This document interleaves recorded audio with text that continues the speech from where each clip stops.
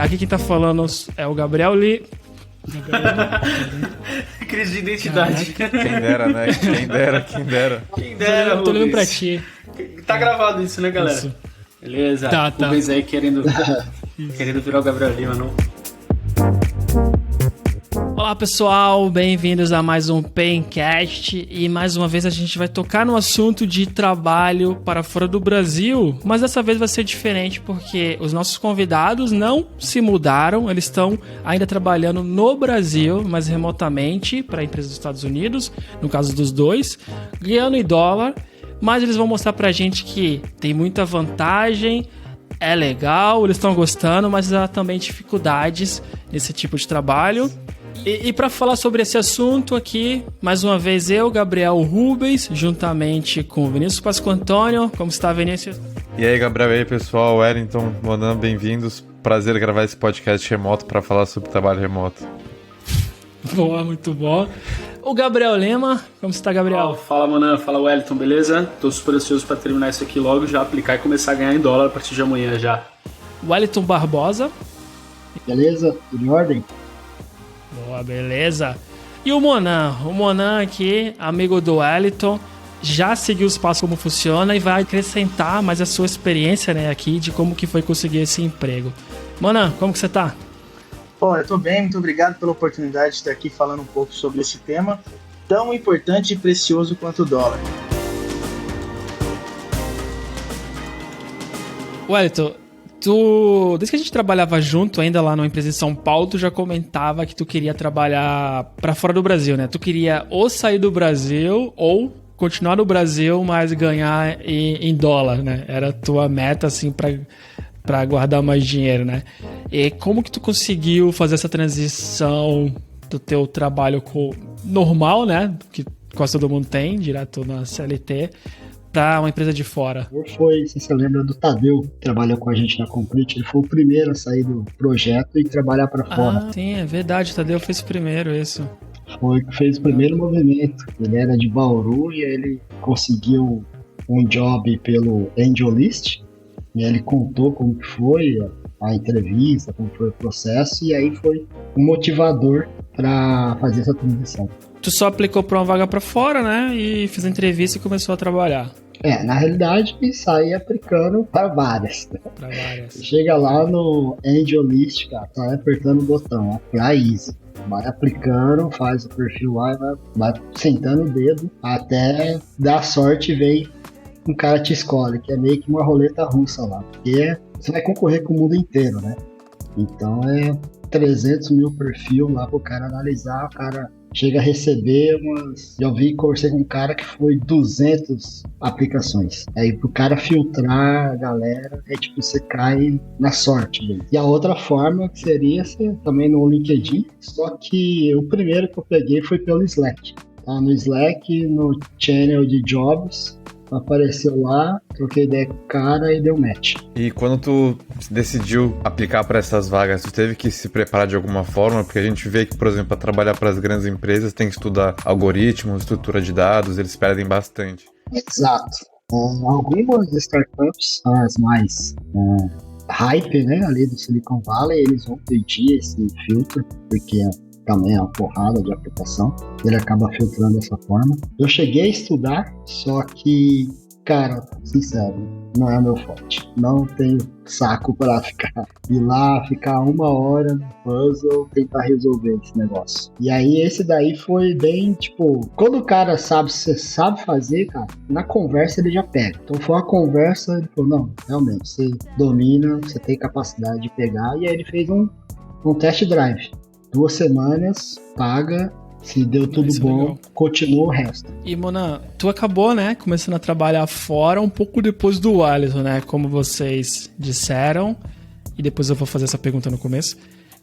Como vocês disseram, vocês já trabalhavam juntos, já se conheciam, né, e a tua transição também foi baseada na Wellington e tu procurou vaga fora, ou vocês começaram já trabalhando juntos? O meu processo ele foi um pouquinho mais custoso que o Wellington, assim, porque tudo começa, acho que, num momento complicado da minha vida em que eu perco uma pessoa que eu gosto muito, assim, quando o meu avô morre. Eu sei que parece que não tem relação, mas tem total relação, vocês vão entender. Eu fazia Americana Campinas todo dia, e eu saía às 5 horas da manhã, tal, pegava um ônibus, era bem custoso, e às vezes eu tinha que fazer algumas idas para São Paulo, né? E aí, nesse meio tempo, meu avô morreu.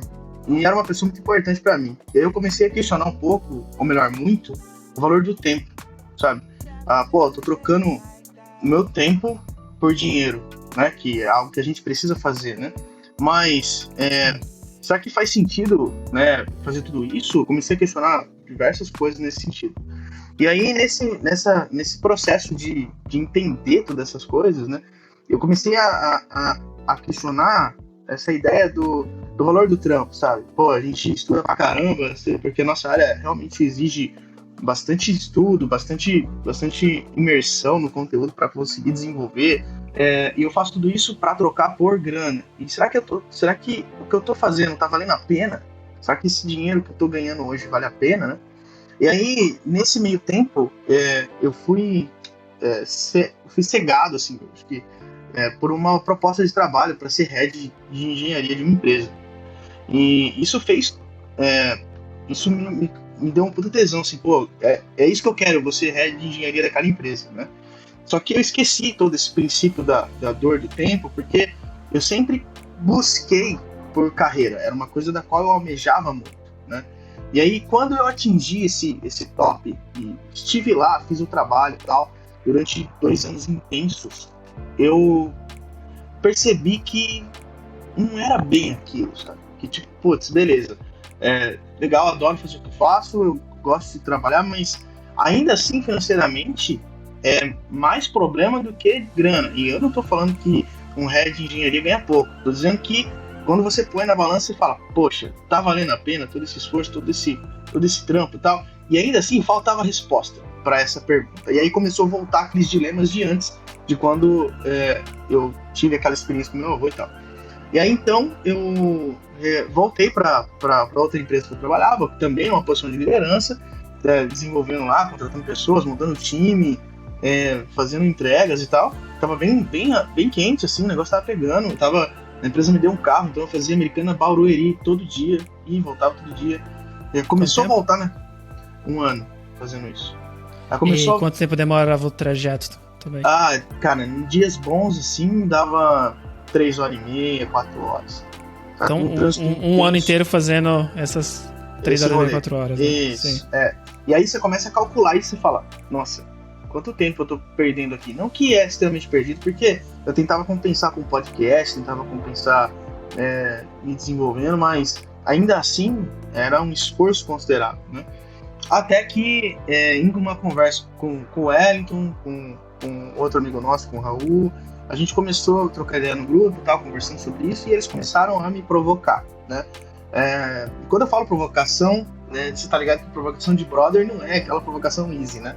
É uma provocação pesada, né? Cara, você tá aí perdendo tempo aqui com a gente, esse caminho aqui a gente já trilhou, a gente já descobriu como faz, dá certo, pode vir que é quente e tal. E, pô, eu tenho filhos de 2 anos, então todo movimento que eu tenho que fazer é um movimento bem pensado pra não causar nenhum impacto na estrutura que eu tenho hoje, né? Então, depois de avaliar muito bem, e claro, eu confio muito no Hélio, também confio muito nesse nosso amigo Raul e tal, eu pensei, poxa, eu acho que é isso, cara, eu acho que é esse movimento que eu preciso fazer, tá aí talvez a resposta, por quê? Por que conecta com tudo? Porque se eu fizer esse movimento, eu deixo de ganhar em reais, que é uma moeda que desvaloriza muito a todo tempo, passo ganhando uma moeda melhor, né, que tem um cunho internacional aí que tem uma valorização muito maior do que a moeda atual, e com base nesse dinheiro eu consigo alcançar a independência financeira. E aí sim eu vou conseguir viver minha vida de forma mais plena, né? E tudo isso casa com essa filosofia daí, né? Muito relacionado aos conceitos históricos que eu comecei a estudar na mesma época, assim. Então eu falei, pô, eu preciso de tempo, eu preciso aproveitar o meu tempo. Só que, felizmente ou infelizmente, a gente vive num sistema em que é preciso trabalhar para conseguir pagar as contas e se desenvolver, né? Até o ponto de você conseguir alcançar tão sonhada independência financeira. Tem uma coisa que a gente conversava entre a gente, eu, Gabriel Lima e Gabriel Rumes, quando a gente ia procurar outro emprego, que era sempre se basear em 3 pilares. Quanto você vai ganhar, se vai ser bom para sua carreira, conhecimento e qualidade de vida. E pelo visto que você está falando, por mais que você estava muito bem com carreira, não tava tão mal com o dinheiro, a qualidade de vida não tava tão boa, porque perdia tempo, não conseguia aproveitar com a família ou fazer outras coisas. E aí esse trabalho remoto foi uma maneira que você viu, com a ajuda do Wellington, de poder meio que ter esses 3 pilares bem atendidos, né? E quanto tempo já tá trabalhando remoto? Tô quase 2 anos, né? Dá 1 ano e meio mais ou menos, trabalhando remoto. Mas assim, sobre essa ideia, né, desses 3 pilares e tal, eu entendi uma coisa, cara. Eu sei que isso pode doer para quem ainda não enxergou dessa forma. Isso é meio com a filosofia de vida, tá muito conectado com os princípios e valores de cada um, né? Mas o que eu descobri na minha jornada, nas experiências que eu tive, é de que eu preciso acordar todo dia de manhã para construir algo para minha vida. E essa construção de algo para mim, especificamente para mim e para minha família, no caso, conseguir, de certa forma, não ser escravo dessa rotina. E hoje, se eu parar de trabalhar hoje, eu sou escravo da rotina. Eu vou ter aí alguns meses por uma quantidade de dinheiro que eu consigo guardar, mas ainda assim isso vai acabar e eu vou precisar voltar a fazer esse trabalho de novo, né? Então, a ideia que eu enxerguei nessa solução que o Wellington me mostrou, nesse caminho que eles desvendaram e mostraram, é exatamente alcançar essa liberdade, né? É conseguir alcançar esse momento de falar, pô, beleza, cheguei, agora eu vou começar a escolher um pouco melhor o que eu quero fazer da minha vida e o que eu quero fazer com o meu tempo. É legal, Esse né? você já leram Pai Rico, Pai Pobre, tem bem essa ideia. Eu compartilho bastante dessa ideia de que o tempo é um só e a gente tem que aproveitar da melhor maneira. Particularmente tento viver o trabalho de uma forma onde eu não vivo para o trabalho, mas o trabalho me sirva, né? O trabalho serve para me sustentar, é assim que eu enxergo ele. Eu gostei bastante dessa forma como você conseguiu enxergar isso também. E eu queria perguntar se para você, Monan, tem sido possível seguir essa rotina de trabalho com as empresas que estão fora do Brasil? Eles também permitem que você viva essa qualidade de vida, assim, hoje em dia, já mesmo antes de chegar na independência financeira? Existem empresas e empresas, né? As que eu tenho acesso, as que eu tive acesso, e acho que eu vi os meus colegas e amigos terem acesso, eu posso dizer que sim, porque eles conseguem, de certa forma, administrar os entregáveis sem uma necessidade de ficar sendo monitorado constantemente pela empresa, né? E isso dá flexibilidade para eles poderem experimentar novas coisas, novas possibilidades, estudar, até viajar durante o trabalho, ter uma rotina de vida um pouco mais leve. Não que durante a viagem a pessoa não vai ter que sentar em um momento e trampar, pegar ticket, matar os tickets, entregar e tal. Tem que fazer isso, né? Naturalmente. E aí, em um determinado momento, ele fala, beleza, acabei meu expediente, entreguei o que eu tinha que entregar, agora eu vou pra praia aqui curtir com a minha família, né? Garantir os meus entregáveis, garantir a minha responsabilidade, né? É importante mencionar que, ao passo em que eu defendo a ideia de liberdade, o princípio da gente alcançar a independência financeira, em hipótese alguma eu coloco o relaxo no trabalho, né? Porque eu acho que a gente só alcança os nossos objetivos sendo extremamente dedicado àquilo que a gente faz, né? Essa é uma parte da minha filosofia. Então, eu de verdade acho que essa ideia de trabalhar remotamente, né, para um cliente internacional e tal, dá essa flexibilidade para a gente, desde que, né, o indivíduo garanta a qualidade do qual ele vendeu desde o começo do contrato, né? Então, é por isso que tem a liberdade. Então, eu acredito que meios de controle e coisas que venham inibir a liberdade do indivíduo só existem quando o indivíduo não cumpre com o acordo do qual foi feito no começo de qualquer relação comercial, né? Mas, Monan, eu queria voltar no ponto de como tu conseguiu essa, né? Porque o Wellington, ele acabou mandando muitas vagas, mas tu já tinha um caminho um pouco diferente, porque tu conhecia o Wellington, e isso te ajuda de alguma forma? Completamente, na real, né?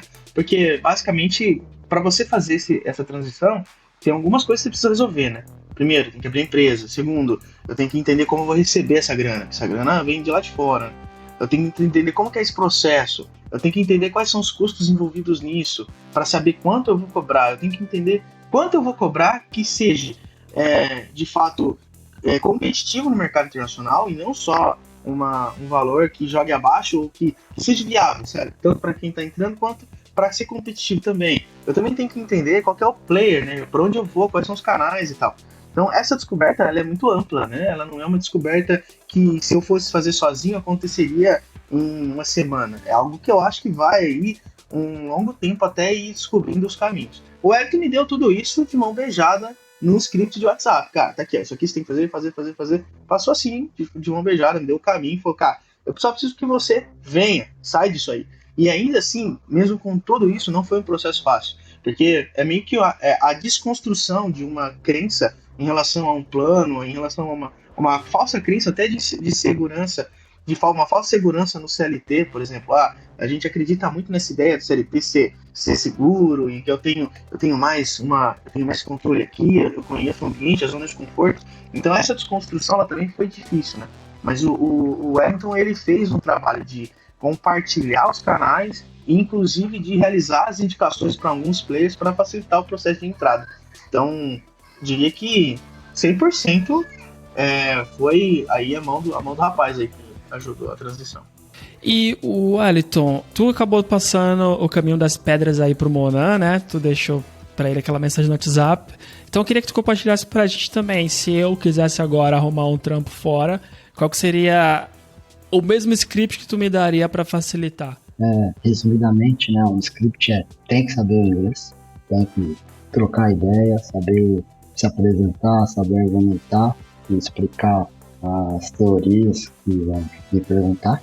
Segundo, uma vez que conseguiu o contrato, você ter um contador de confiança que saiba fazer toda a jogada de imposto e que te faça a melhor maneira de pagar menos, porque tem algumas encaixes que você coloca na legislação de abrir a empresa que te dão isenção em alguns impostos. Saber o banco que é capaz de receber em dólar, porque eu fui em vários bancos e todos chegaram e falaram, é muito difícil, vou te cobrar a taxa mais alta da conta, R$600 por mês, e eu só ia movimentar uma vez no mês. E aí outros não abriam quanto que era o spread.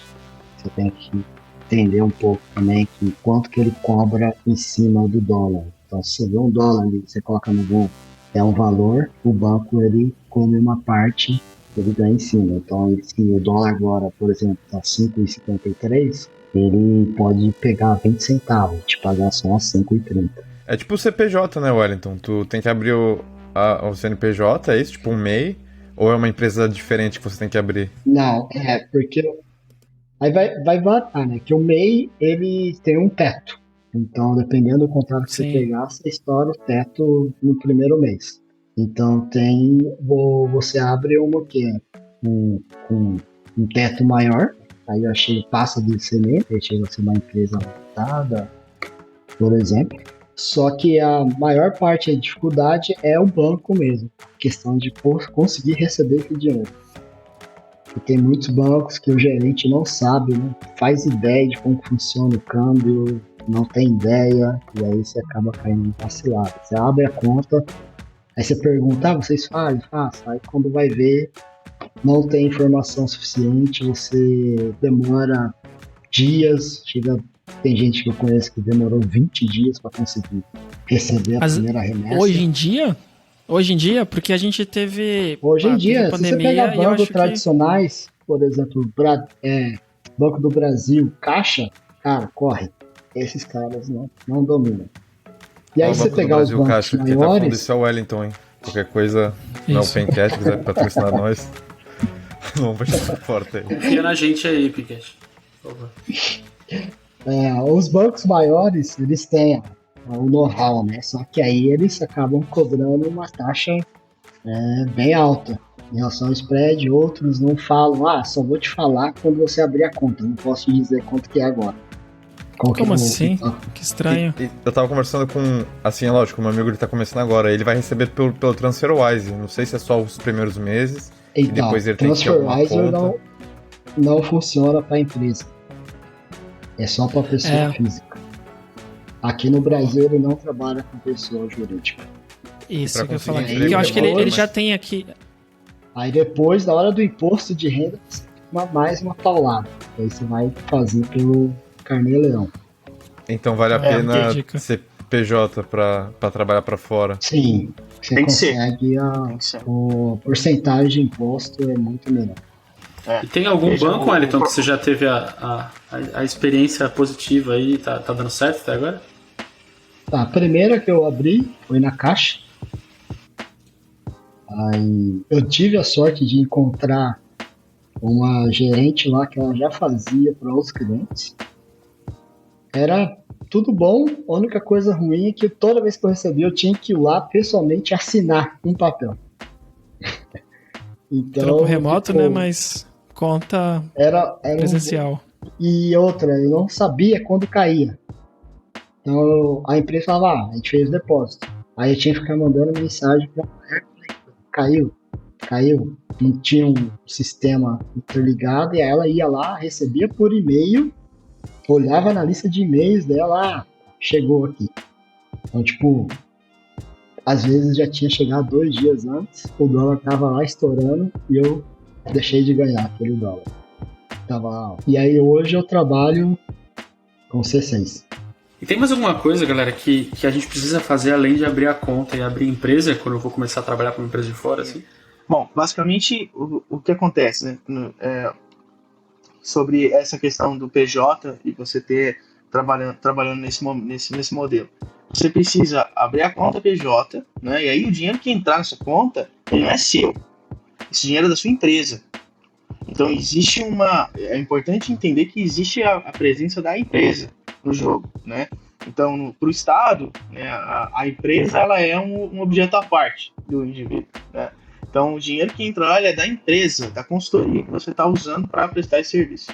E aí você vai ter que enviar os valores, né, que você recebeu, já convertidos em reais, para o seu contador, para ele poder emitir os impostos em cima desse valor. E em cima dessa emissão de impostos, deduzem os valores, e aí você vai precisar fazer um pagamento de um plorabole seu, para conseguir dar a saída desse dinheiro como se fosse o seu salário, como um funcionário dessa empresa, e aí o que sobra, você tira como lucro, né, e como lucro e resultado. Então, tem essa regrinha, né? Se você não fizer isso, pode dar problema fiscal. Curiosidade para quem tá ouvindo, dá quanto em porcentagem, assim? Que porcentagem que eu fico na minha mão, assim? Eu acho que o Wellington me corrige se eu estiver errado, mas eu calculo algo na casa de uns 6, 7% de impostos, que é a nota de serviço. A verdade é 8%. 8%. 8 ou 9%. Falando com aquele... Qual era o nome que você disse? Prolabore? Uma coisa assim de funcionário, é isso? O que é o Prolabore? É a definição do seu salário. Então você vai ser registrado com um salário de, sei lá, 1.000 e poucos reais, ou o mais básico, ou o maior que tiver, sei lá. Você vai definir esse valor. E aí você vai pagar esse salário para você. Você tem que dar a saída de caixa desse salário para você conseguir fazer a movimentação adequada da contabilidade da empresa. Esse daí é até uma jogada também para você pagar o INSS, né? Continuar pagando o INSS e o IGPS. Então, lá na frente você teria também tá contribuindo com a Previdência e se tiver aposentadoria, você recebe. Isso, exatamente. Então, pelo que eu entendi, se você quer trabalhar remoto, é legal ter um perfil em inglês e aí vai aplicando e pedindo feedback para ver o que eles querem. Você vai ter que abrir uma empresa e aí você tendo esse perfil, tendo estudado o que você precisa, com a empresa aberta, qual que é o próximo passo no script do Wellington? Tem que ter mais alguma coisa ou você já pode começar a trabalhar? O que eu fiz foi abrir a empresa, começar a forçar mais o aperfeiçoamento do inglês, começar a estudar as tecnologias que eu estava querendo aplicar e começar a aplicar. E aí, quando você pega um trabalho, você recebe um contrato, né, dessa empresa, quando for um contrato. Às vezes você pode pegar contrato, você pode pegar um freelancer, mas normalmente essa relação ela é tangida por um contrato, ela é mantida por um contrato. E nesse contrato, você tem que ler o contrato, fazer as assinaturas adequadas, e aí o cara vai te dar acesso ao VPN e as informações para você trabalhar, né? E aí, claro, vai depender da burocracia de cada empresa. Tem empresa que pede para você fazer o acompanhamento de horas, fazer o log de horas, outros enviam reporte por Excel, sei lá. Outra coisa que você sempre recebe uma remessa, né? Você tem que emitir um invoice. É uma declaração de quantas horas você trabalhou naquele mês e com as informações da sua empresa e a informação da empresa que vai te pagar. Porque o Banco Central e o banco, ele exige isso também. Então, toda vez que você faz o recebimento, você manda essa invoice para o seu banco, manda a invoice para o cliente, aí ele te paga, e aí fica arquivado lá no registro do banco também, essa quantia que você recebeu em dólar. Complementando o que o Wellington falou, eu cheguei a conversar já com alguns contadores sobre isso. A pessoa que me passou a informação me disse que nem a nota fiscal é obrigatória. Nem a nota fiscal é obrigatória, né? Então, mas a invoice é. Esse documento é importante. Porque é um documento de exportação de software, né? Você está exportando o serviço. Então, essa invoice é esse documento que tange esse momento aí de exportar com os valores para eles poderem deduzir os impostos. Mas o imposto não é tirado em cima desse valor da invoice. Ele é tirado em cima do valor convertido. Depois que você vendeu o lote, converteu o valor em reais, e aí esse valor na conta é o valor que alimenta as notas que vão ser emitidas para os impostos. Mas eu queria saber como que é depois desse sofrimento todo, né, de quebrar todas essas pedras para abrir a empresa, que é de fato começar a trabalhar, né? Vocês tiveram essa vontade de trabalhar lá, conseguiram, passou por todos esses problemas de contador, abrir empresa, aprender o que tem que fazer. E aí eu queria saber como que é o dia a dia, né? Só trabalhar remotamente já traz uma dificuldade diferente, que tá todo mundo aprendendo a trabalhar mais agora. E quando tu vai trabalhar para empresa de fora do Brasil, com a cultura diferente, horário diferentes, as coisas se complicam um pouco mais ainda. Se tu tivesse que me falar assim, como que é a tua rotina de trabalho hoje? O que mudou para quando tu era CLT? Hoje a gente tem os horários que eles pedem, que eles falam, tem que estar de tal hora, pelo menos um overlap aí de 4 a 6 horas do dia. Então, dependendo do time zone que você pega, por exemplo, hoje eu estou trabalhando com uma empresa ali do time zone de Orlando. Então, eles estão há 2 horas atrás. Eu começo a trabalhar, de fato, a partir das 10 horas da manhã, que é a hora que eles estão começando a trabalhar lá. Então, se eu tiver ali no overlap, então se eu quiser trabalhar, acordar às 6 horas e matar o que tiver que matar e só participar das reuniões chaves, nesse overlap aí de 4, 6 horas, é tranquilo. Não tenho que, eles não questionam, eles só pedem mais essa disponibilidade, que esteja disponível, que venha, caso aconteça alguma coisa, alguém precise conversar, tirar alguma dúvida, ou participar de uma reunião de última hora, você tá nesse overlap. Geralmente isso é bem padrão, né? De todas que eu já também recebi, assim, principalmente Canadá, por exemplo, eu acho que também tem a maioria dos fusos horários ali. Acho que Toronto tá igual, mais ou menos Califórnia, se não me engano. Também trabalham com umas 2 horas de diferença e pedem esse overlap mínimo de 4 a 6 horas, né? Que já te mostra uma flexibilidade de que eles também querem contratar gente de fora e também não vão te obrigar a trabalhar do fuso horário que eles querem, né? Tem algumas empresas que eles exigem que você fique de frente com a câmera, eles ligam e ficam tirando screenshot da sua tela. E aí contabilizam o tempo que você está trabalhando de fato. Então, através desse screenshot que eles vão tirando, vai ter o quanto que vai te pagar na semana. Saudável, né? Muito bom. Corra. Pois é. Sinceramente, eu acho que esse modelo ele não tem futuro, não. Eu acho que essas empresas vai chegar uma hora que eles vão ter que ceder, porque a gente já vê aí hoje em dia uma enorme dificuldade do mercado de encontrar profissionais qualificados e conseguir fechar as vagas que tem disponível, né? Então, se os caras trabalharem com esse padrão de qualidade de vida aí, eles vão acabar ficando sem ninguém para fazer o código, né? Porque, claro que algumas dessas empresas que eu já vi que fazem esse movimento também, em paralelo, tem um budget de pagamento maior do que a média, né? Então, eu já vi um caso, por exemplo, que eles fazem isso e os caras pagam um pouco a mais do que essas outras empresas pagariam, né? Para o cara ter que passar por isso, né? Então, por isso que acaba sendo vantajoso para algumas pessoas. Mas eu sinceramente acho isso bem invasivo e não concordo com esse mecanismo de avaliação, não. Tu pausa o horário pra ir no banheiro, não recebe, parece de antigamente, né? Só que eu tô com uma dúvida, Wellington e Mona, vocês podem me responder. Como que funciona a interação com o time de vocês? Porque provavelmente vocês têm que entregar, vocês falam das entregas. Como que essas entregas funcionam? Tem times que são responsáveis por um projeto? Vocês têm tickets que tem que fazer? Vocês definem o que vocês vão fazer na semana, no mês, no dia? Como que é a rotina de trabalho de vocês? Bom, vou falar um pouco do projeto que eu tô, né? Bom, diferente do que, pelo menos isso é bem claro para mim, diferente do que as empresas do Brasil que eu já trabalhei praticam, eles praticam um modelo, eles podem praticar um modelo de Scrum também, tá? Nesse caso que eu estou especificamente, mas os tickets, eles não são um bolsão de atividades que ficam à disposição do time de desenvolvimento. Eles são já dedicados a um determinado profissional. Então, você já fecha meio que a sprint com story points e diz quais são as atividades que você vai trabalhar naquele sprint.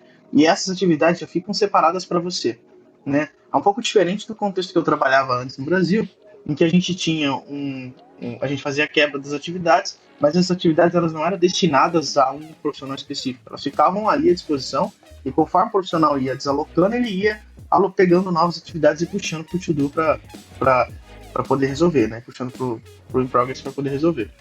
E nesse caso não, nesse caso cada profissional faz a quebra, a gente faz a quebra todo mundo junto, define os story points das atividades, e essas atividades são dedicadas a pessoas específicas, né? Então eu começo o sprint com X tarefas para finalizar, e aí eu vou trabalhando nessas atividades ao longo da semana. Então a minha relação com o meu time, ela é uma relação mais de daily, em que eu entro e falo o que eu estou fazendo, o que eu estou trabalhando. Caso a minha atividade necessite fazer um entendimento com alguém do back-end, ou com algum design, ou eliminar algum bloco com o Product Owner, aí a gente entra em contato no chat, né? Tem um chat, a gente usa o Teams do Microsoft, entra em contato ali, tá todo mundo sempre disponível, a pessoa conversa, né? E aí a gente vai esclarecendo as dúvidas e resolvendo os problemas, né?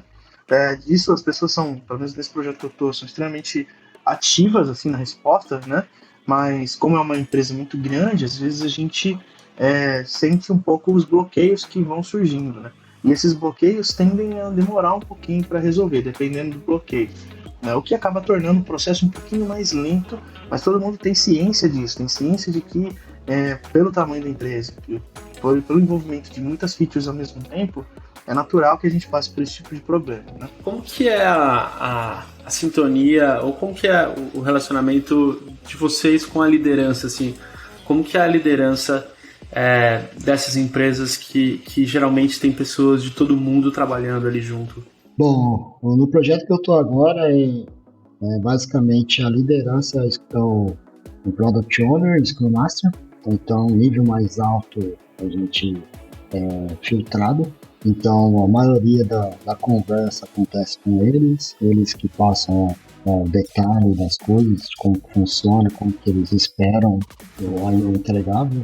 Mas já trabalhei em outros projetos que eu trabalhava direto com o CTO e era bem assim, bem aberto. Você conversava com ele direto, definia as tarefas uma vez na semana apenas, e na outra semana você fazia uma demo, mostrava que você pode concluir e fazer a próxima queda de tarefas por prioridade. Eu tenho uma pergunta, mas antes disso, só tirar uma dúvida. Vocês trabalham juntos hoje? Sim. Vocês trabalham juntos? Na mesma equipe? Tem momentos em que sim, tem momentos em que não, né?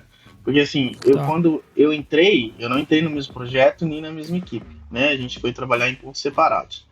E aí, eu entrei no projeto, a gente desenvolveu as features, fizemos entregáveis, depois eu fui para uma linha de suporte. Depois dessa linha de suporte, eu voltei para um projeto em que o Elton tá. Então, assim, coincidiu da gente estar hoje no mesmo projeto, mas isso não é uma verdade absoluta. Então, a gente está sempre rodando conforme a necessidade dos caras. Essas empresas trabalham assim, alocação. Então, preciso agora do Monan em tal lugar. Para tudo que está se fazendo, resolve essa bucha aqui, esse incêndio. Pelo que eu entendi, então é como se fosse uma consultoria e vocês são alocados nos projetos que precisam. E geralmente, quanto tempo tem um projeto? Eles contratam você como tempo indeterminado. Então isso pode ser 4 dias ou 1 ano. Então você nunca sabe o quanto tempo dura esse projeto. Porque eles acabam, como você está como um third party ali, você não tem muitas informações de quanto tempo vai durar tal coisa, tal projeto. A empresa que tu tá prestando consultoria que não te dá essa informação, é isso? Isso, Exato. E aí é justamente esse motivo que faz a gente estar sempre aplicando, olhando para o mercado, conectado com as empresas, para evitar ter algum tipo de surpresa desagradável. Né? Porque em partes legal, maravilhoso essa ideia de trampar remoto e tal, internacional, ganhar em dólar, é legal pra caramba, mas também tem esse risco, né, de, beleza, em algum momento alguém pode vir e falar, valeu, foi bom enquanto durou, não te amo mais, né? E aí você tem que sair correndo atrás de um novo amor. Então tem que estar ali, trocar a gerência e não ter mais afinidade com essa consultoria e acabou tudo. Para quem era CLT e passa a trabalhar por conta própria, a rotina muda. E aí, como eu já até comentei atrás, remotamente, né, para a empresa de fora muda mais um pouco, né? Como que seria uma semana típica do teu trabalho hoje em dia? Ou talvez se o ciclo for maior, 2 semanas? Cara, assim, sendo bem sincero com você, eu não enxerguei uma mudança drástica na minha rotina falando do trabalho, tá? Porque, basicamente, eu tenho as reuniões de hits, os caras usam Scrum, a gente tem daily, a gente tem refinamento, sim, a gente tem demos, reviews, né? Eu tenho as minhas atividades no Gira, a gente usa Gira aqui, então eu pego meu ticket, assino, coloco para trabalhar, resolvo. Se tem um bloqueio, um impedimento, eu falo com o pessoal do back-end, ou se tem um problema com layout, eu falo com o pessoal do design, então, ou se eu tenho uma dúvida de requisito, eu falo com o Product Owner. Então, basicamente, a minha rotina, comparando com o CLT desenvolvedor ali, não mudou nada, né, de trabalho, né. O que muda, na real, é a qualidade de vida, né, que como o Wellington falou lá atrás, eu posso fazer esse sprint de madrugada. E aí, se eu garantir a conectividade com o cliente durante o dia para esclarecer eventuais dúvidas e participar das reuniões que foram pré-estabelecidas, tá bom, tá tudo bem, tá dentro do acordo, entendeu? Então, eu acabo tendo mais flexibilidade para dizer aonde a minha hora vai estar alocada e o que eu vou fazer com ela, né? E claro, né, no final, quando a gente ver o paycheck, que é onde vale a pena mesmo, né? A gente fala, putz, cara, valeu a pena trampar essa semana e fazer o que eu fiz, porque compensou, né? Entendeu? E tu começou falando ali do que tu buscava, né? Tu teve aquele momento ali de reflexão na vida, de querer mudar, com o Wellington e o teu outro amigo, que eu não lembro o nome, que acabou te ajudando nessa transição, o Wellington e o Raul. E o que tu acha hoje, olhando pra trás daquele momento, tu teve tua reflexão pra hoje, tu conseguiu buscar o que tu queria? Na real, eu acho que eu demorei tempo demais pra entender isso, cara. Porque se eu tivesse feito esse movimento lá atrás, possivelmente hoje eu já estaria numa condição muito melhor, né? Porque assim, claro que eu fiz o movimento, beleza, pensando nisso e pensando nessa busca, mas eu confesso também que não foi assim, extremamente consciente, né? Havia esses anseios por trás, mas também foi uma ideia de preciso mudar, eu sentia a necessidade de mudança, né?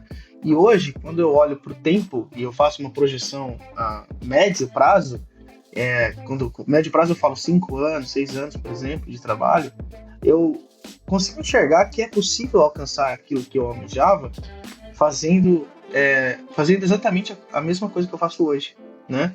Aplicando, me aperfeiçoando, tendo a disponibilidade e trabalhando em função dessa minha liberdade financeira. E, beleza, mas é só isso? É só você trabalhar e adquirir o dinheiro? Não é só adquirir o dinheiro, todo mundo sabe que nosso dinheiro desvaloriza cada minuto, né? Então, a ideia é você também aprender sobre economia e entender aonde você vai colocar o seu dinheiro para não deixar para fazer com que esse dinheiro te dê aquilo que você busca. Nesse caso, que eu busco, que é a liberdade financeira, né? E, de novo, né, o Wellington tem sido o cara que tá me ajudando até a entender esse movimento, que não tem nada a ver com software, que aí já entra criptomoeda, já entra outras ideias, até como investimento. Ele também começou a desbravar antes, começou a entender antes, e a gente troca bastante ideia sobre isso, e eu aprendo muito com ele na troca e tal. Então, assim, o que eu costumo dizer é que se eu não tivesse tomado essa decisão lá atrás, né, e se eu descobrisse isso velho demais para não conseguir alcançar essa independência financeira, eu acho que eu seria uma pessoa muito triste, porque tem uma frase que diz que quando a gente descobre isso muito próximo do fim, não sobra o restinho. O restinho é gostoso, né? Sobra a borra. E da borra a gente não aproveita nada. Então, foi muito importante para mim entender a tempo e começar a prover as mudanças para eu conseguir alcançar isso que eu tanto almejo, entendeu? Que bom que tu tá conseguindo, e eu queria saber agora do cara que desbravou, né, do grupo de vocês. Antes foi o Wellington, já falava que queria buscar isso, falava, pô, não quero mais trabalhar aqui em Terra Tupiniquim não, o negócio é ganhar em dólar. E hoje tu conseguiu isso, já vem fazendo isso há um tempo, Wellington. Tem valido a pena? Bom, eu comecei lá em agosto de 2018 a percorrer esse caminho, então já peguei alguns projetos, acabaram no meio, já tomei muito não, porque esse daí é crucial, você tem que saber levar não, porque até você conseguir um contrato nesse vasto mundo aí, você vai receber muito não. Então o seu ego, seus sentimentos tem que estar bem blindado referente a isso. E realmente, olhando para trás, você nem pensa, devia ter começado há 10 anos atrás, não ter demorado tanto tempo. Claro, não vou dizer que o que eu aprendi pelas empresas que eu passei foi realmente muito importante, mas acredito que dá para levar com o tempo, você pegar, por exemplo, eu não diria uma pessoa assim, que iniciando a carreira já entrar de cabeça nisso, porque vai levar um tempo para você descobrir e saber resolver o problema por si só, porque muitas das vezes você não vai ter um suporte. Você vai ter que saber, vai ter que ser um cara aqueles que o pessoal quer de fora. A palavra-chave, problem solver. É isso. O cara vai te tacar o problema e você tem que resolver. Não é ruim pedir apoio, mas ele te contratou para ser um problem solver. Então, ele te deu a tarefa, você conclua. Não importa o tempo que leve, mas conclua a tarefa. A maioria das startups, das empresas que eu passei, foi dessa forma. Foi nessa filosofia, né? Vocês estão satisfeitos? Ficou claro isso, né? Desde o começo do papo que a vantagem do salário, flexibilidade, está sendo muito bom. Mas, Wellington, qual que é hoje a tua maior dificuldade? O que tu alertaria para as pessoas que querem vir para esse modo de trabalho para fora? E principalmente que vocês trabalham em consultoria, né? Porque esse tipo de dificuldade na consultoria até no Brasil acaba por acontecer. Então, qual que é o ponto que tu vê de maior dificuldade hoje? Acho que a dificuldade maior que eu vejo assim é que você faz todo o processo seletivo, tudo, passa uma porrada de etapas com os caras, mostra que você é capaz, e aí você entra no projeto totalmente, você não tem ideia do que vai acontecer, porque não tem muita informação. Muitas vezes o cara fala, tá desse jeito, tem um time de 5 pessoas, você vai ajudar aqui a entregar umas features a mais. Aí chega lá, é um monstro o negócio, um código também tudo zoado, que aí você acaba ficando insatisfeito de ter entrado no projeto. E aí você tem a decisão, ou continua ou corre atrás de outro. Eu já tive a decisão de não continuar. Entrei no projeto, era tão ruim pra mim que foi, cara, você chegou ao ponto de falar, putz, tem que acordar, vou ter que mexer nisso, vou ter que falar com tal cara. Não quero passar por isso. Não entrei nesse jogo pra continuar do mesmo modelo lá que eu sentia quando era CLT, que tem que acordar às 5 horas da manhã, pegar o fretado, ouvir a musiquinha do Faustão no domingo, cara, o coração já doía. Eu já sabia. Putz, mano, acabou a vida, tipo. Também tinha aquele jornal à noite, ou filme à noite, que era o que me dava depressão. Eu acho que todo mundo já sentiu isso, cara. Total, cara. Começava a bater a tristeza, assim, do Faustão. Começa a dar aquele sentimento assim, puta, friozinho na barriga, o que eu tô fazendo? Eu começo a sentir aquele... É o mesmo sentimento. Fica à vontade de mandar uma mensagem lá pro Scrum Master, cara, tô com caganeira, não vai dar pra ir não. Mas agora acabou, não tem mais Faustão, então dá pra voltar pro CLT de boa, pô. Não tem mais esse problema. Ô, louco. Mas pegando esse gancho, mano, além do... O Elton falou aí muito do legado da massa, né? Aquele legado que tu pega com frequência aí no código dos outros, principalmente consultoria. O que mais tu vê de dificuldade assim que tu queria deixar de alerta? O principal ponto que eu tenho sentido bastante é essa ideia de ficar aplicando em diferentes jobs um monte de empresa de RH que não manja de aplicação. Então, o que eu quero dizer, toda vez que você vai aplicar, você tem que preencher, cara, um formulário enorme, com uma pancada de informação, nenhum faz conectividade com o LinkedIn, é muito pouco. Então você tem que ficar preenchendo, e eles fazem vários questionamentos durante a aplicação. Então não é só você ir lá no Easy Apply, sair apply, beleza. Você vai aplicar, o cara fala assim, tá, beleza, espera aí, amiguinho. Me diz pra mim quais foram as últimas tecnologias que você trabalhou e explica pra mim como você resolveria, quais são os desafios que você trabalhou e quais foram os projetos mais importantes e tal. Aí você tem que narrar um puta texto pro cara. Aí depois vem outra pergunta técnica, alguma coisa, uma provinha, um quiz rápido de aplicação. E aí você tem que ficar respondendo questões fundamentais de Java, questões fundamentais de Node, sei lá, ou da tecnologia que você for entrar. E aí isso é só aplicação. E aí na aplicação o cara pergunta pra você assim, beleza, escreva quais são os frameworks que você já trabalhou e quantos anos você usou cada framework. E aí você tem que ficar puxando, putz, eu trabalhei com isso, com aquilo, tem que preencher tudo. Isso é uma vaga. Eles falam, pô, beleza, é só guardar isso e sair aplicando para as outras. Não, porque a pergunta muda. A cada empresa que você aplica, o cara aplica uma charadinha diferente, manja? Então você tem que ficar o tempo todo gastando horas e horas ali preenchendo esses formulários para fazer parte desses processos. E aí começa o processo. O cara marca as agendas com você para conversar, vem primeiro uma pessoa não técnica para conversar, provavelmente alguém do RH, para entender quem é você, a pessoa faz umas perguntas por cima, aí vai 30 minutos. Beleza. Passou os 30 minutinhos, ela agenda um call com o CTO, por exemplo. E aí você vai falar com o CTO. O CTO vai conversar com você, vai falar um pouco da empresa, do que a empresa faz, e aí ele vai vir perguntar para você, beleza, conta um pouco da sua história para mim. Aí você vai contar a sua história desde quando você começou. Aí você conta tudo. Aí você terminou de contar, o cara fala, beleza, então vamos para umas perguntinhas técnicas. Aí ele começa a fazer uma charadinha, sabe? Sei lá, por que você usa... qual é a diferença entre type e interface no TypeScript? Por que você usa um ou por que você usa o outro? Ou explica pra mim como funciona o event loop. Ou por que eu uso... quando eu uso NoSQL ou SQL. Quando que eu uso relacional ou não relacional. Como eu escalo isso. Então ele começa a fazer várias perguntas desse tipo. Aí você vai tentando responder. Não, isso aqui e tal. Explica pra ele. Aí ele fala, legal, gostei. Aí ele agenda lá. Aí, como se não bastasse, ele não terminou. Ele vai mandar para um outro técnico dele avaliar. O técnico vai vir trocar uma ideia com você. E aí o técnico vai vir com outras charadinhas. Quando não, aplica um teste para você desenvolver em casa. Você fazer o teste e mandar o código para ele.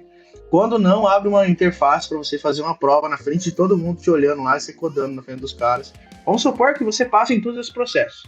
Aí você se depara com o que o Eric falou. Eu acho que o que o Eric falou tem muito peso quando você olha para essa jornada para entrar. Você tem que passar por tudo isso para descobrir se o ambiente é bom, ou se o ambiente não é bom, ou se os caras estão com code legal, ou se não estão com code legal, né? Então, esse é o processo mais marrento que tem, na minha opinião, o mais pesado que tem. Porque, se não bastasse, você ainda ficar com cara de tacho quando não consegue responder uma pergunta. Perguntas que são muito charadinhas e que acaba fazendo você responder não sei, cara, não sei. E aí, você começa a se sentir, a síndrome do impostor começa a plainar sobre você, né? Você faz 5 entrevistas e nas 5 começa a pegar várias charadinhas que você não consegue responder, daqui a pouco você nem aplica mais, você tá sentadinho de cócoras no chuveiro chorando, porque você tá se sentindo o pior desenvolvedor do mundo. Então, essa ideia de ter um ego, de saber que o ego vai tomar porrada, que você vai sentir, é exatamente você olhar pro maluco e em inglês, cara, você enroscar pra responder, porque não é a nossa língua nativa, pelo menos não é a minha língua nativa, e eu tenho ainda dificuldade em conseguir decorrer alguns tópicos em inglês. Então, naquela pressão, você começa a não lembrar das coisas, o cara já começa a aplicar, é óbvio que você vai enroscar, você não vai conseguir fazer e vai acabar se sentindo ruim, né? E aí, por que o grupo é importante? É aquela ideia do apoio, né?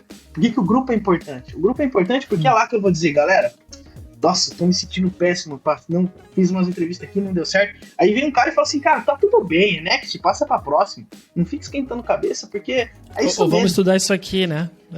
Ou aprende aí, vai pra próxima e já era, sabe? Não é o fim do mundo, porque existem muitas empresas precisando de desenvolvedor.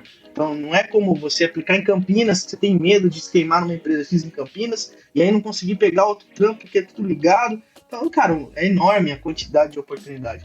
Então, você lembrar disso, lembrar do tamanho, lembrar das possibilidades te dá mais energia para continuar aplicando e entender, beleza, foi só um momento ruim, ou só um dia que não foi bom, ou uma entrevista que o cara usou até às vezes até de má fé, sei lá, e aí você acabou caindo no jogo e se sentiu mal, né? Eu acho que isso conecta com muita coisa que a gente já falou em outros episódios aqui, né? Sobre ter independência financeira e buscar isso porque te abre possibilidades e te faz ter escolhas e arriscar com um pouquinho menos de medo, né? Então ajuda muito. Então, acho que a gente falou de muita coisa aqui conectadas com outros Pencast. Então a gente tem um episódio lá só para falar sobre finanças, né? Que foi o primeiro que a gente vai fazer mais, que foi no livro do 1.000 milhão. A gente falou bastante de trabalhar fora, a gente tem outros episódios também, tipo Polônia, Alemanha, mais de um na Alemanha. Pra tu que gostava de falar alemão, olha, tu acha que é uma boa também ver quais são as dificuldades lá com a linguagem. Pra quem gosta também dessa parada de viagem, porque, olha, tu tá vindo pra Portugal daqui a pouco e tu vai querer viajar pela Europa, né? Temos uns pencasts lá sobre mochilão, sobre viagem pra outros países.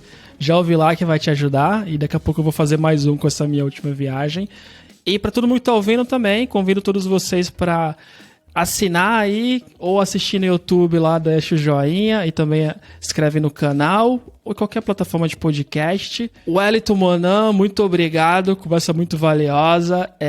Eu nunca trabalhei remotamente para empresa de fora, então foi tudo informações novas por aqui. Esse caminho da pedra que tu deu, o Wellington e o Monan compartilhou também como que ele seguiu, né?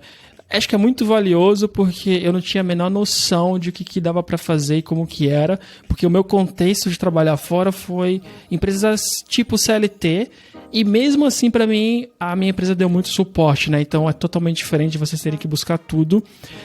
Parece um pouco quando eu trabalhei PJ, o Vinícius também, a gente trabalhou junto, porque foi tudo muito novo, mas tu coloca isso no nível bem maior que nem o banco sabe te responder, né? Então, muito obrigado por essas respostas. E o Wellington, aí depois o Monan, se o pessoal quiser conversar contigo, tirar dúvidas, mandar currículo não, mas tirar dúvidas de como é o trabalho aí, como que eles podem te encontrar? O contato é LinkedIn, ou ND88. Pode mandar mensagem lá que eu consigo tirar algumas dúvidas. E Monan, se as pessoas querem te procurar também, onde que a gente pode te achar?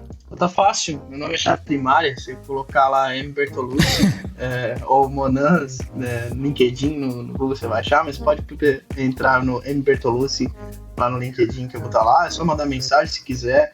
Assim, tem uma coisa muito importante que eu esqueci até de mencionar, que a gente procura ajudar as pessoas a fazer essa transição, pelo menos eu, o Wellington, acredito também.